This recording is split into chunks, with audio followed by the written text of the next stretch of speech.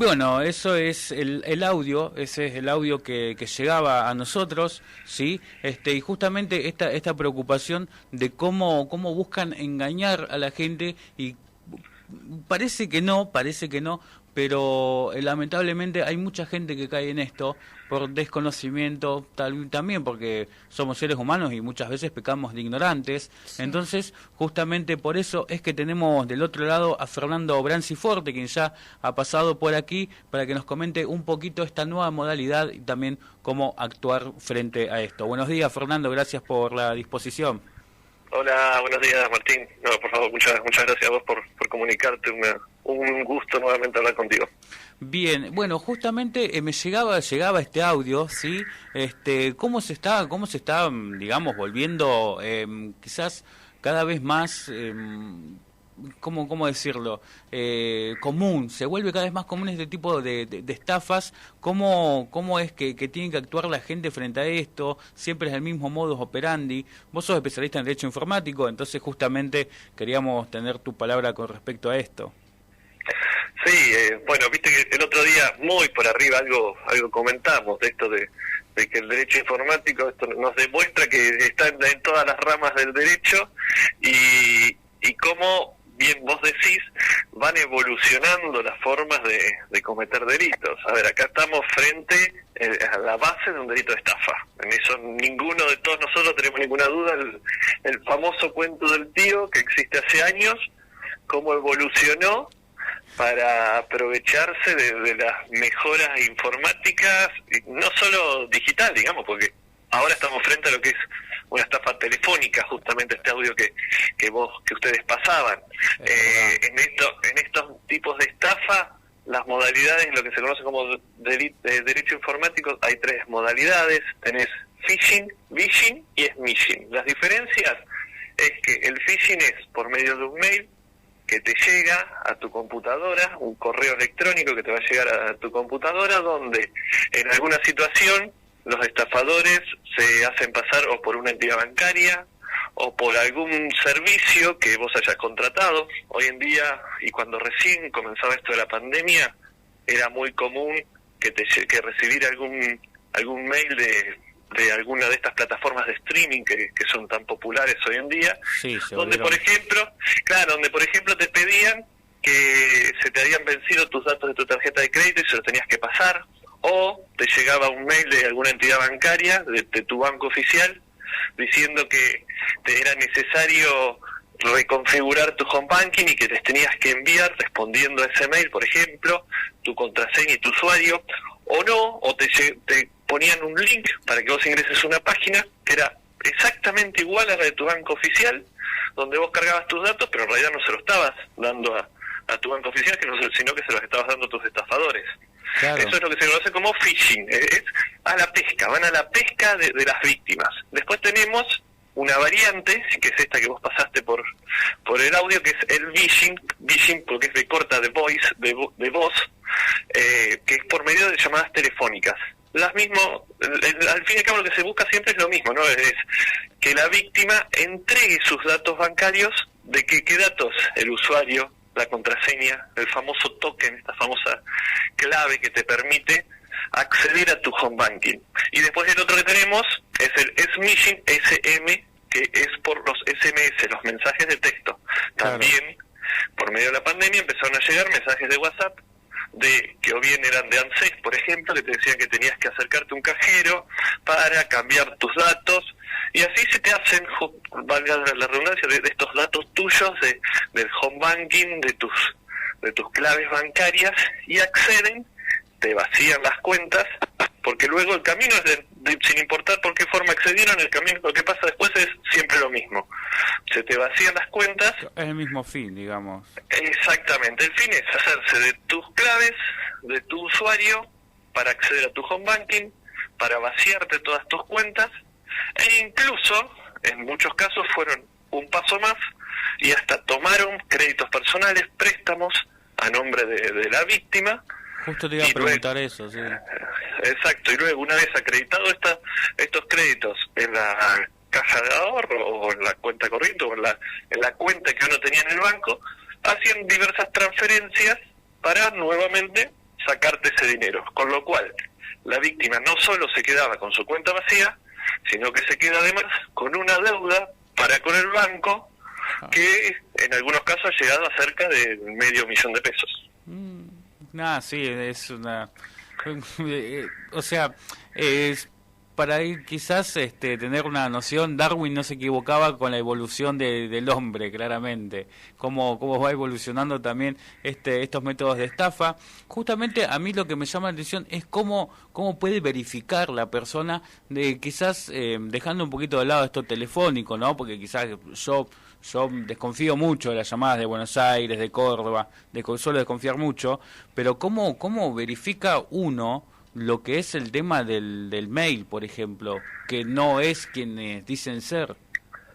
Bueno, pero lo primero que hay que estar es muy atento, pues la gran mayoría de los mails que llegan así falsos tienen muchas palabras raras que en realidad no son propias de un banco, o tienen faltas de ortografía, o van a ver que si dice, por ejemplo, determinado banco y el nombre arriba está con una R menos o con alguna letra que le falta. Esos pequeños detalles son fundamentales. O sea, el primer cuidado empieza por uno mismo, por el sentido común, digamos.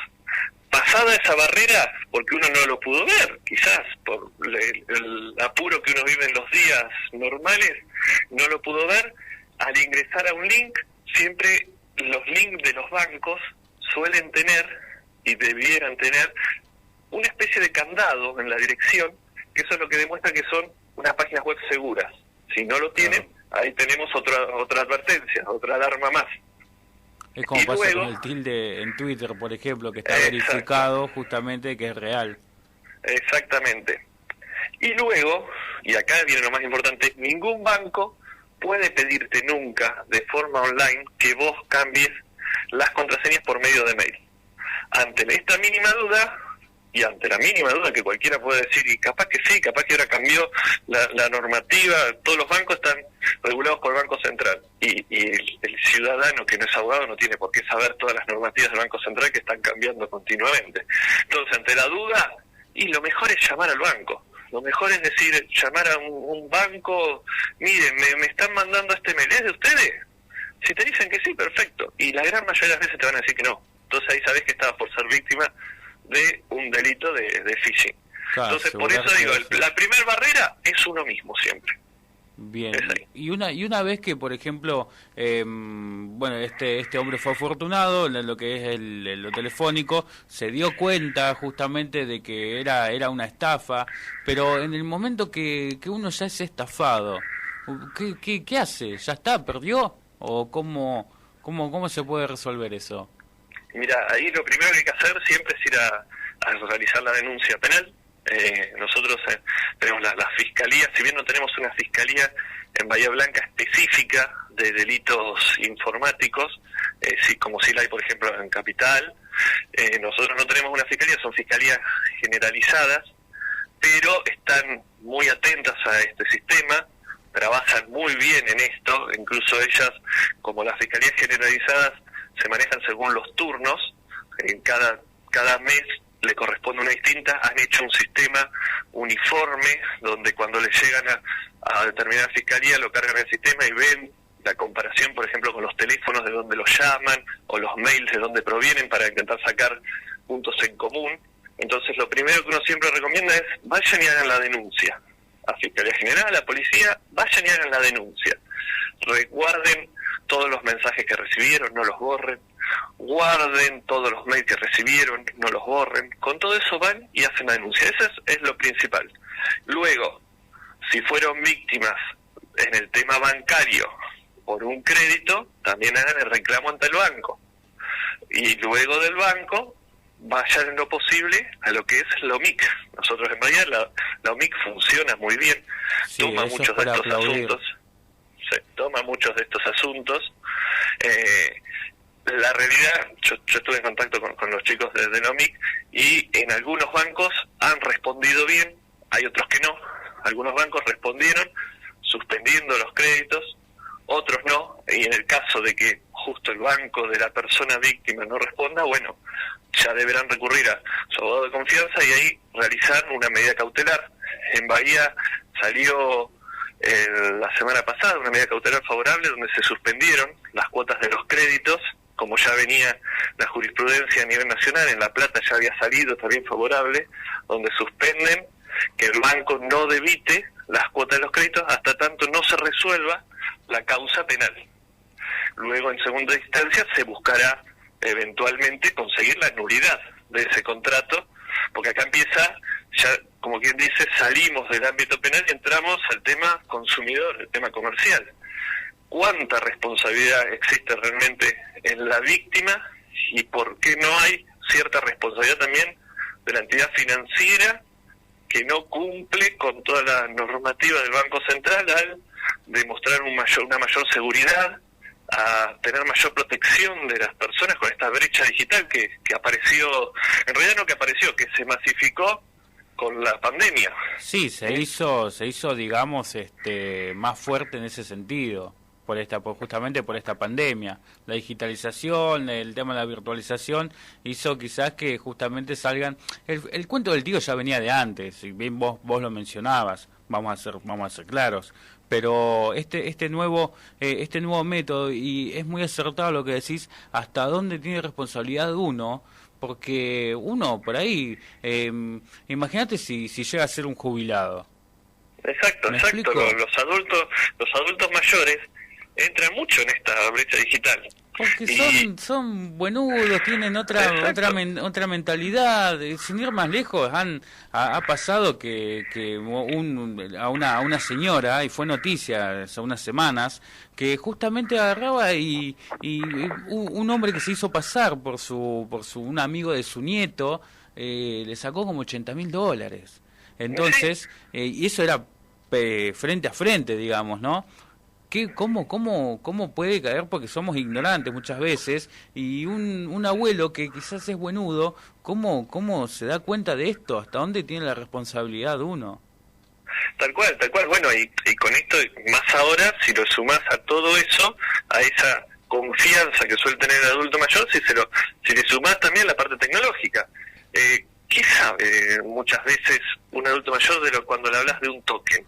Claro, es una palabra que es una palabra completamente nueva. Entonces, ¿no hay cierta responsabilidad, pregunto yo, de la entidad bancaria al tener que informar mayormente? Y acá entro en el derecho de defensa del consumidor. El artículo 4 de la ley de defensa del consumidor dice que todo proveedor, la entidad bancaria es un proveedor porque es un proveedor de servicio, debe informar en el lenguaje claro que la persona entienda todos los servicios que brinda. Y también debiera informar qué es el token, cómo funciona y todo, en un lenguaje que lo entienda, que no lo entienda solo alguien que está relacionado con la parte digital, con la parte informática. Claro, porque alguien que no está relacionado. Exacto, bueno, pero y acá también voy a que la brecha digital no es solo también en cuestión etaria, no es solo el adulto mayor. Hay personas que tampoco tienen una buena relación, llamémoslo, entre comillas, ¿no? Con el sistema digital, con la tecnología. Yo levanto la mano. Bueno, y no por eso van a ser responsables si son víctimas de un delito. Es así. Por supuesto. Pero eso lo contempla la ley, digamos, decir, ¿cómo comprobás que uno es ignorante en esto? ¿Eso está contemplado por la ley? A eso quizás apunta un poco. Bueno, mirá, en realidad lo que es de la parte bancaria, vos tenés, como yo te decía hace un ratito, el Banco Central de la República Argentina es quien debe regular a las entidades bancarias.